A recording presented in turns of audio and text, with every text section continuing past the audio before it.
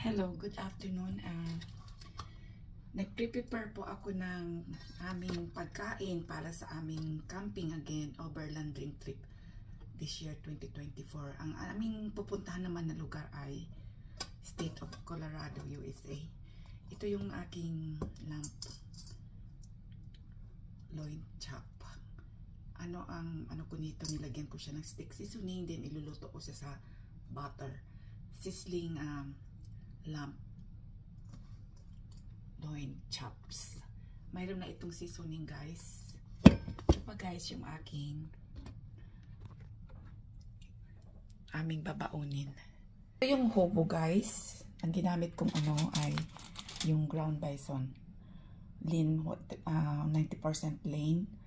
Kasi bawal kumain yung apo ni Larry ng beef. Buffalo to buffalo ground beef. Gawa ng bison. Then, ito yung hobo. Kahit anong gulay. Nilagyan ko na siya ng garlic, salt, and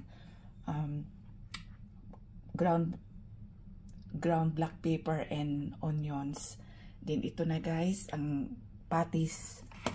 Ganun din yung patties namin. Then, ito yung aming sausage. Then, pork chop. Corn.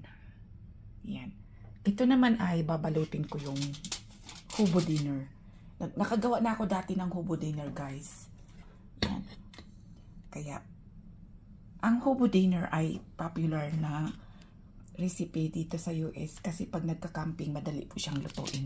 Babalot lang po siya ng guys, ng puwel din. Isasahog lahat yung gulay. Katulad ng ganito yan, guys.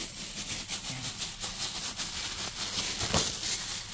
Itong chop na ito, ang halo ko sa sa hobo dinner ko ay zucchini, potatoes, and carrots, and yan.